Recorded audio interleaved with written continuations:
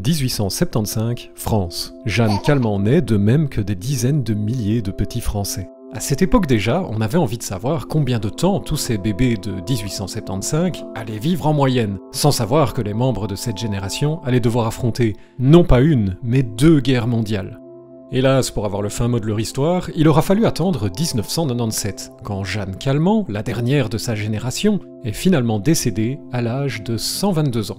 Et on va pas se mentir, en 1997, l'âge moyen de décès de cette génération n'intéressait plus grand monde. De la même manière, si on s'intéresse à la génération Z, les gens nés entre 97 et 2012, problème, leur espérance de vie ne sera pas calculable avant 2100, voire 2150. Qui sait quel miracle biotechnologique attend cette génération?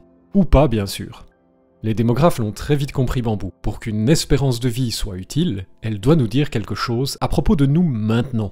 Voici les petits chats en vie au 1er janvier 2023 au Chatistan. Le Chatistan comporte des jeunes et moins jeunes, des femelles et des mâles, des gens malades et d'autres pas, bref, un peu de tout. Une idée naïve. Prendre note de tous les décès au cours de 2023, et puis calculer l'âge moyen. Genre on a un décès fin de l'année à l'âge de 10 ans, et un autre milieu d'année à 16 ans. Bilan 10 plus 16 divisé par 2, ça donne 13 ans.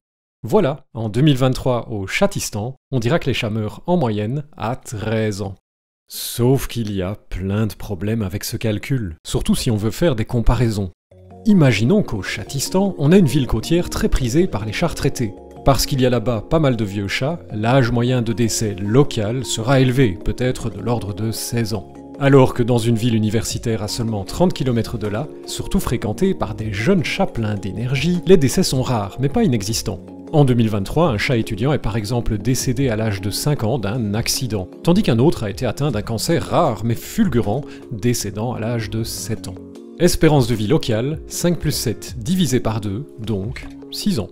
Si on compare les deux villes sans connaître leurs spécificités, on est tenté de se dire que wow, les gens vivent clairement plus longtemps à la côte.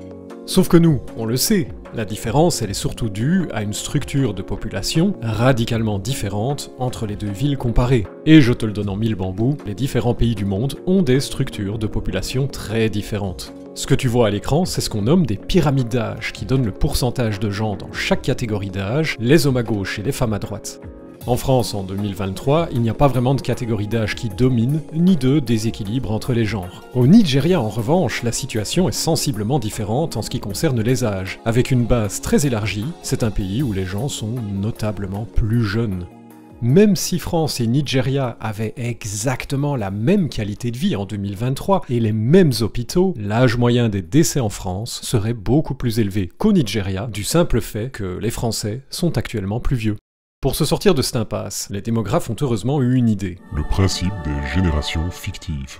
L'idée, c'est de faire démarrer tous les pays du monde à égalité, avec 1 million de nouveau-nés en 2023. Focalisons-nous sur la Belgique pour l'exemple. Ce qu'on va faire, c'est regarder ce million de nouveau-nés grandir et faire la totalité de sa vie dans la Belgique de 2023.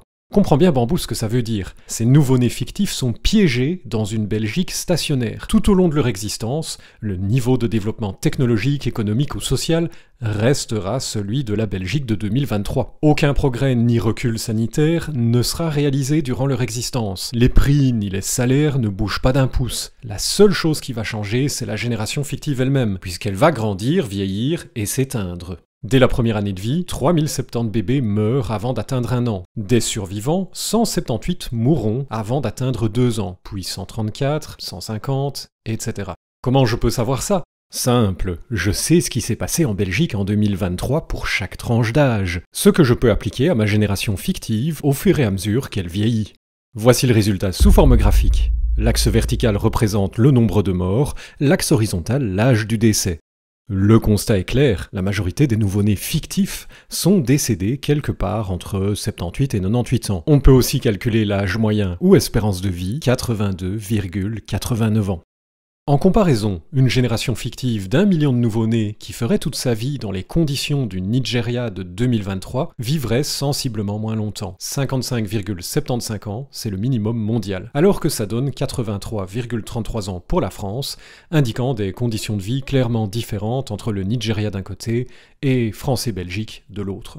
Alors en vrai, bien sûr, l'ensemble des bébés réellement nés en 2023 en Belgique ne vivront pas 82,89 ans en moyenne. Tout simplement parce qu'à la différence des bébés fictifs, les bébés réels ne vont pas rester coincés dans la Belgique de 2023 toute leur vie. Ils vont devoir vivre la Belgique de 2024, 2025, 2026, etc. Et si en l'an 2050, le gros de ces nouveau-nés est encore en vie, et que les hôpitaux belges ont trouvé comment vaincre le cancer, alors il ne fait aucun doute que l'âge de décès moyen des nouveau-nés de 2023 sera plus élevé que 82,89 ans. À moins peut-être qu'une troisième guerre mondiale n'éclate en 2050 ou qu'un nouveau virus tue une part conséquente de la génération 2023. Une seule certitude, si les conditions de vie de 2023 se maintiennent, les nouveau-nés belges de 2023 vivront 82,89 ans en moyenne.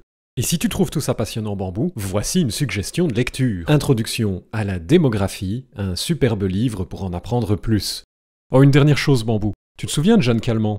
Vers la fin de sa vie, elle a mis en vente son appartement sous forme d'un viager. Le notaire André François, alors âgé de 47 ans, lui achète flairant la bonne affaire et verse une rente de 2500 francs jusqu'à son décès. Pas le décès de Jeanne, mais bien du notaire qui est mort en 1995, un an et demi avant Jeanne. Oups. Abonnez-vous.